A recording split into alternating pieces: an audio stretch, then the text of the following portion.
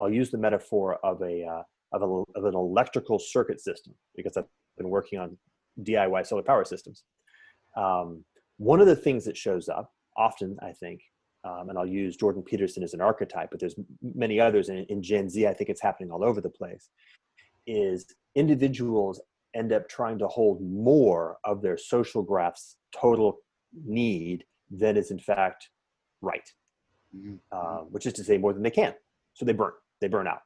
Right. And it's like, if you think about it in terms of building a network, and then you build a circuit graph on top of a circuit, like an electrical circuit on top of that, you have to have the right amount of the wire gauge and the right kind of circuit breakers for the amperage that needs to flow through the circuit. Right.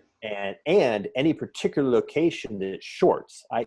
it's not grounded, which I love the entendre of that, will tend to have all the current flow through it, and it will blow up. And so the key message here is, as a primary protocol, as an individual, you have to take deep responsibility for neither being more nor less than what you need to be in the context of your network. And if you're holding, and this is Jordan Peterson, like he did the dataless thing, or he did the, his hubris was in fact to endeavor to hold more than was actually his to hold, right? He was trying to bear more people's crosses than his own cross solo. And therefore, this may or may not be true, but it's irrelevant. As a metaphor, it's useful. Yeah. And therefore, actually more energy, more came to him than he could possibly handle. He actually became a lightning rod, and the ambient energy that couldn't flow where it needed to flow found him, went through him, and just blew him out as a circuit. And anybody who goes in that direction, or anybody who tries to do too much, will get blown out, which ends up then being a massive category error, because now you're no longer able to provide to your network what you're supposed to provide. So not only are you no longer providing more, you're actually providing less, which creates cascade failures. So as a protocol, the protocol is to be very careful to recognize that you are not permitted, you're straight up are not permitted to carry more than is in fact yours to carry. And a primary virtue is to have very fine-grained nuance, like deep sensitivity to that, and noticing that it's crucial for you to pull away from things when that energy is flowing towards you when you're reaching your limit. Because if you burn out, that whole network has to get rebooted, as an example. I can't believe how consonant this is with what I want to talk about. So sweet. All right. So if I was a young man, I would believe in synchronicity. I made a few notes, but I don't know if I'll need to consult them very much. Okay, so a slight bit of context. As I mentioned, I just finished The Plague by Albert Camus. Excellent book. I mean, and of course, in many, many, many ways, resonantly relevant to what's going on right now in a profound way. I'm reading it with my friend Dan Chappie. He's the guy I've done all the work with the rovers on Mars and all the phenomenology around that. And we're both Camus fans. And he told me, there's a character in the book, I don't know if you're familiar with the book, but there's a character in the book, you are. Okay, so he told me throughout that I was Teru. And he made that identification, and he was very confident about it. And then as I went along, I more and more acquiesced, and I thought, yes, this is Teru. And of course, I won't say how the book ends around Teru.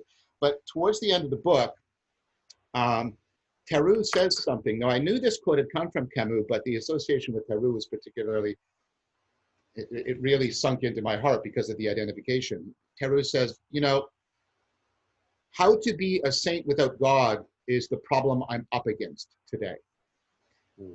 Okay, so let me try and so, and then I realized, okay, that's a really pertinent way. And the fact that he's saying that within the context of a plague, of course, made it deeply resonant for me. All right, and so then I started thinking about this, and I started thinking about, well, as I've been trying to wrestle with that question, I take it very seriously. It's in some ways a very accurate self-description as well. And so, and notice already, you've already been talking about virtue, and that sort of brings this up right away. And then I thought about these four figures that I've been talking about, because the saint actually belongs to, a family. There's the shaman, there's the sage, there's the saint, and I'm trying to work out what the saint is by putting him or her into that family, and then, find the genus, do the Aristotelian thing, find the genus, and then work out the specific differences.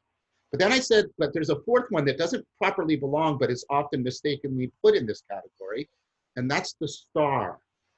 That's the star. Now, how does this connect with what you're just, right, man, when people become stars, right, celebrities, right? And then I'm thinking, how does this resonate with what you're saying? Because the shaman, right, and the sage and the saint are all figures that transcend the normal humanity, but do not grasp at godhood. They do exactly what you're talking about. They find the place to, right, be as much as they can, but they never give in to, at least when they're behaving as they should, as, right, think about the sage that goes too far in their identification with God because blasphemous. The sage that, sorry, the saint, the sage that thinks they have godlike wisdom has forgotten Socrates, right, completely and utterly.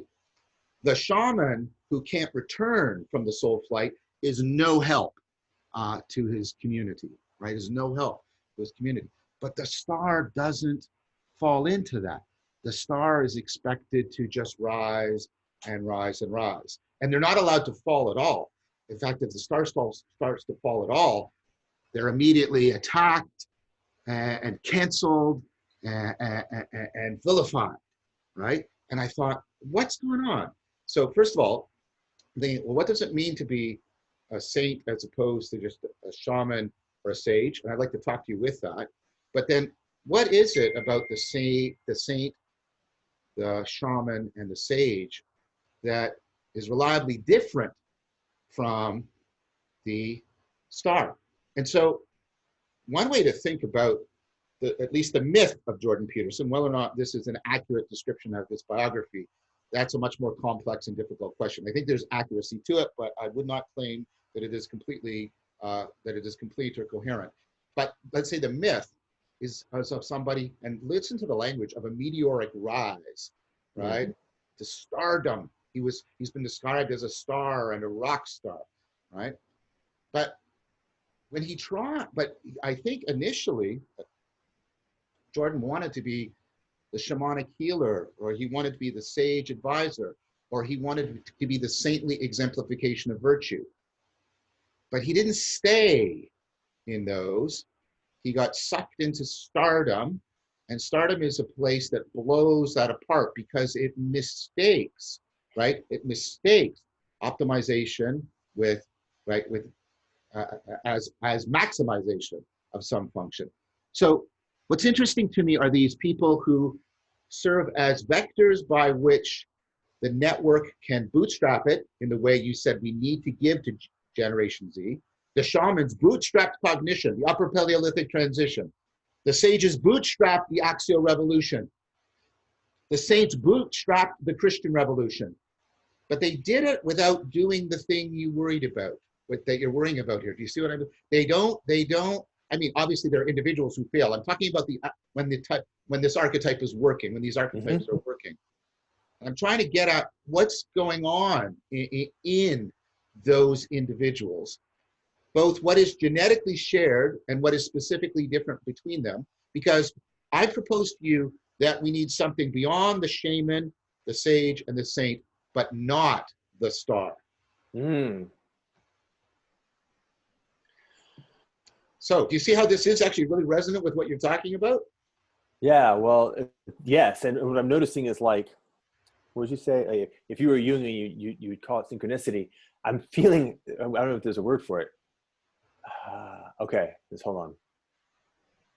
So one of the things why is this happening? So one of the words I would use to describe the thing that is called synchronicity is a little bit like when you get your lenses into focus. Yeah. Yeah. Right? It's that feeling of insight when a whole bunch of different experiences in the outside, all of which have their own complexity, certain elements of those distinct experiences remind you of the thing that ultimately was the shift in you. And you're like, oh, the shift in you has integrated wholeness. And then you project back out to those and integrated wholeness that was happening in the outside. But part of that actually is that lensing shift. And I'm feeling in the back of my mind something that wants to go there. Like there's an effort to try to bring something into clarity. But the lens is not a camera lens. It's like, thousands of lenses that actually have to get into arrangement so that they have the right, I guess, it come into resonance. So, and I'm also holding that really interesting metaphor of like the circuit, like the physical groundedness of the circuit, and that notion of ground, right? That notion of the energy, like literally energy, not metaphorically energy, literally electrical energy that flows into something, and when it's not grounded, it short circuits, right? That's the fall of the star, right? The collapse of the star is that. And so there's something like an ungroundedness that is part of that move. And so it'd be an interesting question to say, okay, hold on, that's cool. So what I had proposed was like the next Buddha is a Sangha. That it's the thing that we're challenged with right now is to understand how not to do this thing in the form of individuals. And maybe that's exactly what the star is. The star is an effort to do as an individual what properly belongs in a network. That's right. Because you can't, no given individual human can possibly hold the energy and complexity that is actually looking to flow through that point. But because the energy and complexity does want to flow through that point, if you embody it meaningfully, i.e., if you can embody shaman, sage, and saint meaningfully and begin to integrate them, that energy will flow into you, which will begin to raise you up. But by raising it up, it actually pulls you away from the graph. So you actually get a reciprocal collapse, meaning that precisely the degree to which you have the capacity to actually hold that energy, you're setting yourself up for real problems. Because if you pull away from your actual communitas, from your actual network graph, you will lose the grounding that you need to have to avoid a collapse. So there's an asymmetry problem there, which is to say the star becomes superhuman, becomes more than human, becomes too godlike, and therefore loses connection with the groundedness of humanity, the groundedness of literally the actual relationships of other people that hold the capacity and support them so the energy can flow through them. So there's like a humiliation effect that is necessary to maintain the capacity of the individual to stay grounded and enmeshed, but also a recognition of the fact that the next Buddha is the Sangha. Like, no one individual that moves too far, if the relationships break, if the relationships can't hold what's happening, you've missed it. So you have to go back down and say, okay, we can only move if we progress in a fashion where we're coming together. Okay, this one last piece. I remember having this insight many years ago, maybe a decade ago, maybe even 15 years ago. And it was something like, why are you doing what you're doing? And I said, well, the primary reason why, I'll say the first part. I have certainly for a very long time been quite a misanthrope. So I don't really have a very high degree of personal, interpersonal, in interacting with other people or with people in general. Although examples of what people have done are amazing, but broadly speaking, and certainly 15 years ago, not a big fan of people. And so a question is like, well, why are you doing what you're doing? And the answer is, in fact, I thought through the problem and I reached the conclusion that the only way that we can actually solve this thing is that we have to solve it in a fashion which encompasses effectively everybody. Yeah. Right? There is no way to save me. There's no way to save my family. There's no way to save my tribe. There's no way to save my nation. There's no way to save that subset of the total humanity that I care about the most without, in fact, also effectively saving everybody. Right? There's an up and there's a down, and the up is big and the down is big. Yeah. Well, this is what I'm saying here is that same thing, right? The magnitude of the energy and information that needs to flow through the system, and the system here is humans in relationship with each other and probably technology, is enormous, right? It's just incomprehensible how big it is. And no given individual or subset of the whole could possibly hold it. And so the challenge is to say, okay, how do we progressively allow that generative capacity to flow in through the individuals who are sensitive to it? Don't blow your circuit, right? Use that to build more capacity in the network that is around you. That now becomes effectively a node in some sense, right? That can't blow its circuit. It becomes a kind of a fractal network graph, but is able to flow that energy to increase its own interior capacity at each individual node in its relationships, right? Basically, you're adding stronger gauge wire and better circuit breakers. And then builds its connectivity to the exterior, right? It has to be a generative process where, hey, person over there who I don't know, I have right now an intrinsic interest in your betterment, in your well-being, in your being made more what you are capable of being, like for you to achieve your highest in yourself and for who you are, because at the end of the day, my network needs you. And it's a very simple, simple equation at the end of the day. And the only question is really a matter of like right relationship and right timing. You know? I currently don't have the capacity to support you beyond this level now for whatever reason. And your needs are X, Y, and Z. So we just need to sort of constantly find what is our right relationship in this moment, and how does it upgradient so that we're continually increasing the quality of our individual and collective capacity to support each other in that reciprocal opening. Wow, Jordan, that was both eloquent and revealing of you as a person. So that's a, sorry, I mean this seriously. That's a noble transformation to have gone through, right? To go on from being misanthropic to something that, to my mind, is phileic or perhaps even agapic in its orientation. Mm-hmm. Yeah. So you can say I love my kids quite dearly. Yeah. Well, and the experience. I mean, this is the Christian metaphor. The experience of the agapic love of your children is supposed to be a metaphor that you exact outwards towards all people. And so, nice. The fact that that happened for you is makes a lot of sense. Okay, so that's great, but I'm still up against Teru's problem. And he says the problem I'm up against, because I was thinking, the shaman, in different ways, the shaman and the sage and the saint, right, and especially the saint, Teru's, what Teru aspires to, right? They do epitomize that virtue you're talking about. The virtue, there's two virtues here. There's the virtue of humility, and then the related virtue of something like, philia or charitas, the sense of, belonging to the ecclesia, if you're a saint, belonging to the school, if you're a sage, and of course, belonging to the tribe, if you're a shaman. And those two things are paired together, right? But Teru's problem is the thing that did that kept people, that put a ceiling on Icarus and kept people bound together, was the divine, God. That's why he's in the problem he's in. How are you to be a saint without a God? I mean, one of the ways of thinking why we have stars is because we have the death of God. We fling people into the heavens because we find the heavens empty, but they can't stay there like Icarus. They fall back down. Right. Right? And so... Yeah, it's a bivariable problem. So I'm seeing like two images. One image is the story that you're telling right now, which is precisely the notion of, and it's funny, it's like the helpful, wrathful God, who like when he sees Daedalus going too high, like whacks him on the head and says, "Stay there." Which is, now treat the metaphor. This is the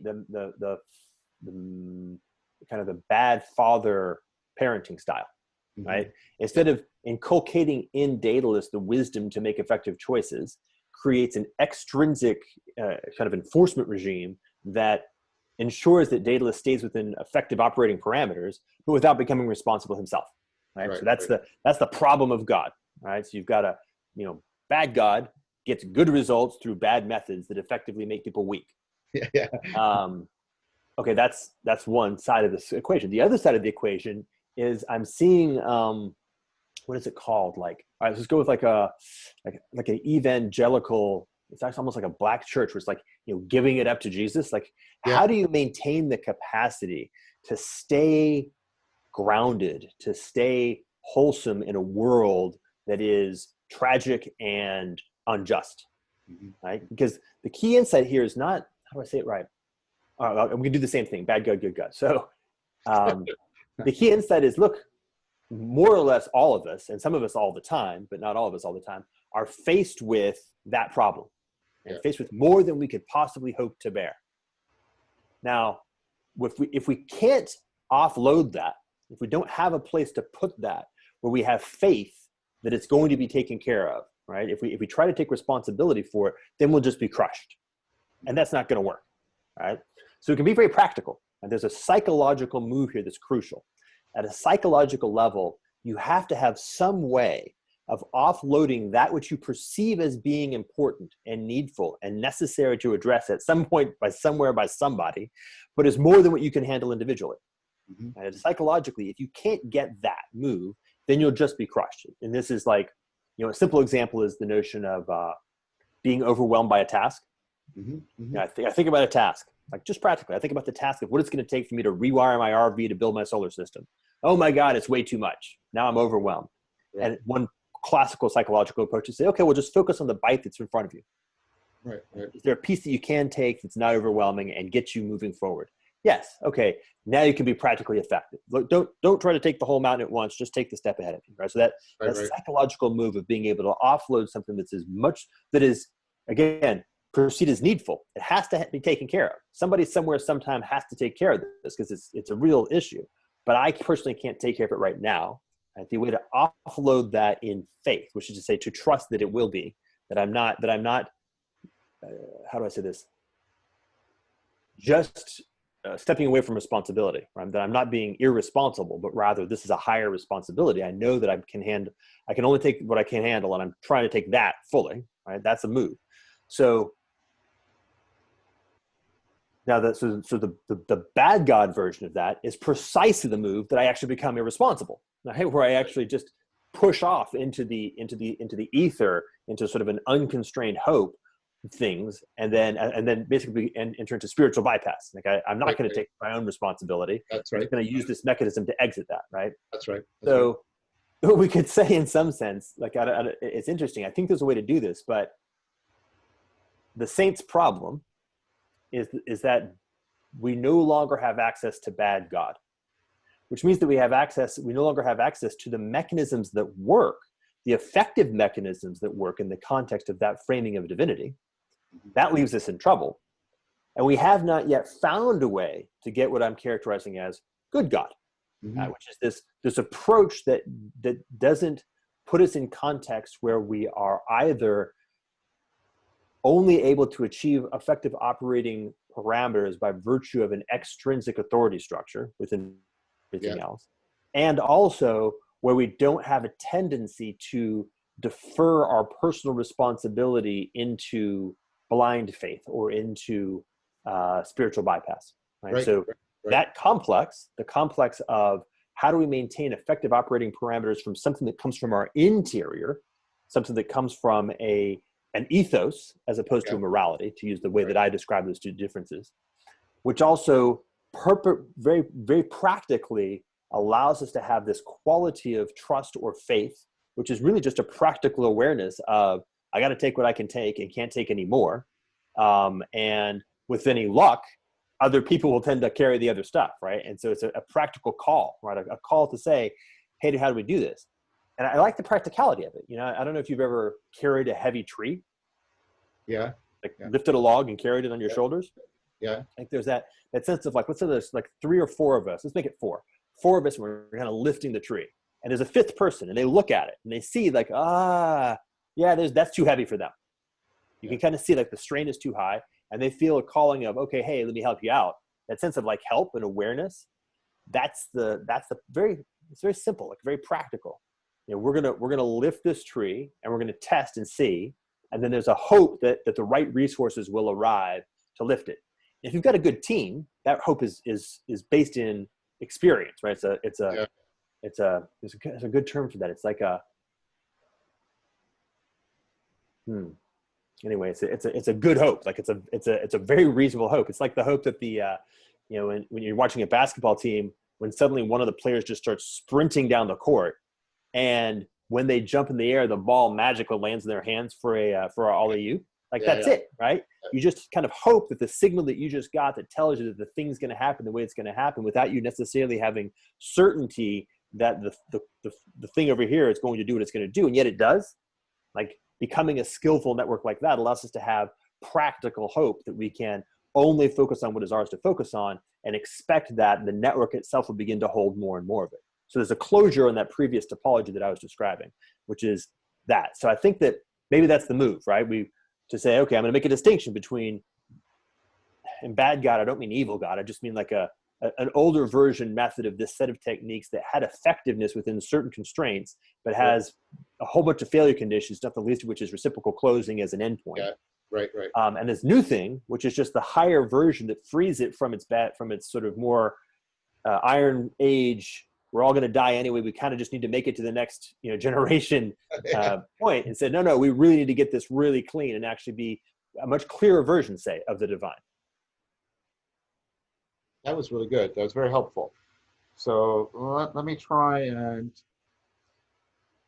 pick up on some points that resonate. I like, for example, the parental metaphor. So good parenting is generally between permissive and punitive. So the idea is you use the minimal amount of force to bring about the compliance that is beyond the child on its own, but that the child is capable of managing with your help, the zone of proximal development. Yes. So if Timmy doesn't want to do X, you don't punish Timmy just in punish, that's punitive. You don't just allow Timmy to do whatever Timmy wants, right? Sorry, this is not meant to be condescending. I'm just using your parental analogy. But what you do is you have to finesse the minimal amount of force to get Timmy to try something that doesn't make sense to Timmy right now. But with you present, co-present with Timmy, it will make sense to Timmy once Timmy has taken the developmental leap, right? And so that's sort of parenting, like, so that's why cultivation metaphors are used, right? If you try to make the plant grow, you'll kill it. If you just leave the plant alone, it dies or it goes wild, right? The cultivation metaphor, and there's deep connections between cultivation, cultus, and culture, and so that's there resonating. So I'm thinking about that, and I think that's really good, but I want to sort of try and analogize that and try to explicate and draw out your analogy even more. So let's call I forget, I think the name is authoritative, that which falls between permissive and punitive, and that brings up just exactly the point I want to make, right? So we had this idea that, well, look at the word, authority, and what makes people trust, and what makes people not go too far, but also not avoid responsibility, is a sense of authority. Now, I agree with you that we've got to get an authority that is between permissiveness and punitive. And then the problem that has been sort of perennially pointed to, I'll use the biblical notion, but there are, I think, analogous notions in Taoism, in Buddhism, right, is idolatry, that people give too much authority to the wrong thing, right? They give too much authority, right? That's the problem. And so I've been thinking about that, and of course we are struggling with that. And I think there's a correlation between giving somebody too much authority and then becoming a star, and the idolatry, and that idolatry burns them out. Okay. Ooh, nice. Yeah. Yeah. Oh, how cool is that? Okay. Okay, let's see. So idolatry, and it has to do with the notion of formal identity. Yes. And what happens is you give authority, and this is like, we have this classic kind of good, bad.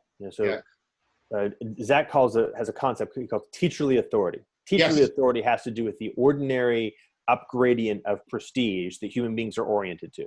Right? That particular person over there knows what the fuck they're about, and they're honestly trying to share it with quality. I will pay attention, right? That's teacherly authority. Okay. Yeah, very much.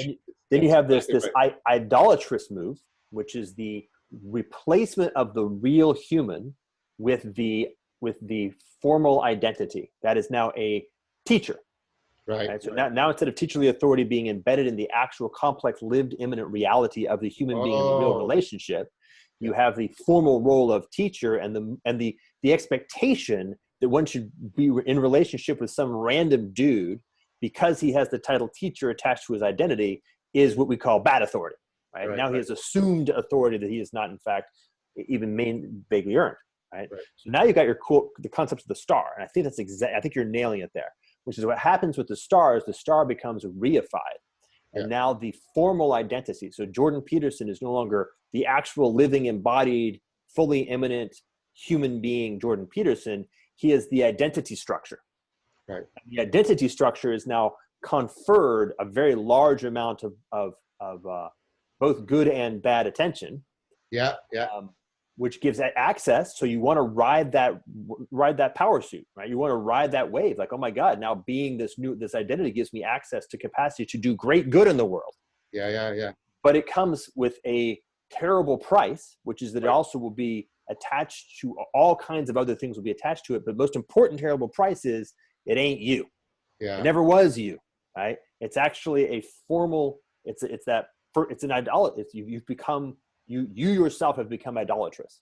Yes. You become an idol, right? Yes. Therein lies the problem.